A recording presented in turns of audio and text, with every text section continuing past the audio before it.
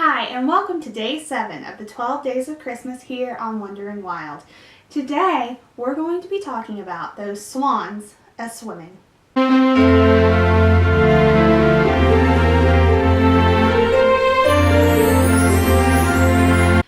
we're going to talk about one of the most common swan species in all of Europe, and it's been introduced many places.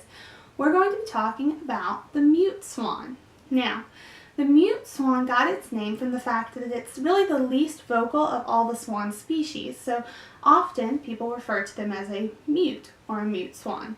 Now, these swans are completely white in coloration with an orange beak rimmed in black. Adults are usually 5 feet long with a wingspan of 7 feet. They are the second largest waterfowl species, and they're second only to the large trumpeter swan. Now, this also means they're one of the heaviest flying birds at about 27 pounds. The young swans are called cygnets, and they're not near as brightly colored as the adults, having a very off-white, dirty, or gray coloring that allows them to more easily hide. Now, over time, they're going to get in their white plumage until, in the end, all adult mute swans have that gorgeous white coloration. Mute swans are monogamous, and much like the Canada goose from yesterday, they mate for life. Then, not only does the mother care for the young, but the father as well. It's really a family-centered animal. And so often, you'll see mute swans, the entire family will be foraging for food together. The mute swan has also been the national bird of Denmark since 1984 when it replaced the skylark. The mute swan is often seen in many cultural references, some that I know you've heard of. For example, the ugly duckling, who in fact was not a duckling at all, but a cygnet or a baby swan who somehow got separated from its family. And as the story goes, we all know that eventually that ugly duckling grew into a gorgeous swan.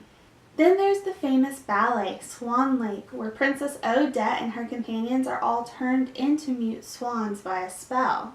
Now, something else that's interesting is currently the British monarch maintains ownership rights to all unmarked mute swans on open water.